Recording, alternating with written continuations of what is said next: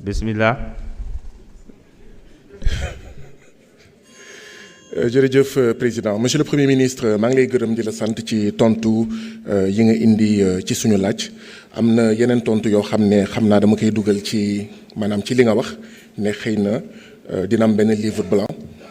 mooy ci wàllu FERA ci wàllu les volontaires du service civique ak ñoom seen amoon na si sax ci wàllu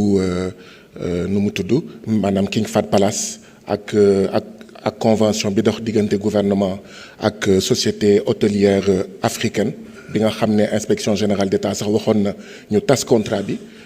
ba léegi man comprendre ma lu tax ba léegi tasaguñ ko ak 76 travailleurs yoo xam ne dañ leen licencier te ñenn ñi ñu waroon ñëw xam naa yooyu yëpp xëy na jot moo la ko mayul te diñ si ñëwaat mais li ci gën a am solo monsieur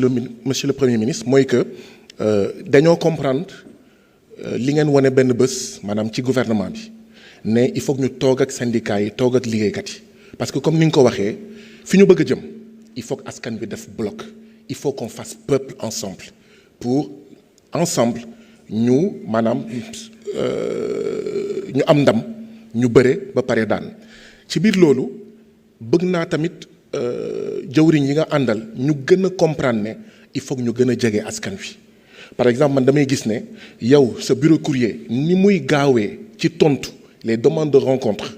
des travailleurs wala des citoyens du ndax li fi toog moo tax ma la koy wax parce que yenn saay citoyens yi dañ may wan may gis les vitesses avec lesquelles ce bureau courrier ni ñuy tontee citoyens yi yenn saay sa yenn jëwriñ yi dañuy yéex or foog ñu comprendre ne c'est un enjeu liggéeykat yi ak citoyens yi dañoo nekkoon ci Sénégal boo xam ne kenn daanu leen woon déglu kenn daanu leen woon faale kenn daanu leen woon tontu xam naa ne nag bëri nañ liggéey xam naa ne ñu ngi góorgóorlu waaye fas lu mu daw dañ koy làbbali te ñun député yi les députés di jubal jubbanti nous sommes obligés di yore suñu xiir di làbbali en fait le gouvernement ndaxte suñu gouvernement la. monsieur le premier ministre xam nga waa ji dafa amoon lu mu doon wax waa ji dafa ne nga jéggal ma ci wax ji loolu doo ko wax man maa koy wax mu ne les attaques yi nga xam ne moom la doon subir lii la si doon tontu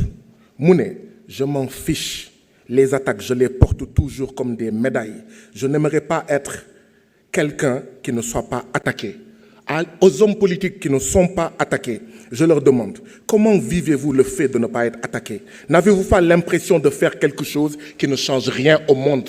or monsieur le premier ministre yow ak sa gouvernement yow ak sa parti yow ak sa coalition vous êtes en train de faire des choses pour transformer le Sénégal pour transformer l'Afrique et c'est tout à fait normal que ñenn ñi di la attaquer que ñenn ñi di attaquer les membres du gouvernement il faut le prendre comme ça monsieur le premier ministre li am solo xam nga mooy lan du manichéisme blanc noir wala ñii ils sont comme ça ñii ils sont dafa am ñoo xam ne dañ doon sax-saxi suñu réew di ko lekk di ko jox tubaab yi ñun ñu ñëw changer de paradigme ne loolu dootul amati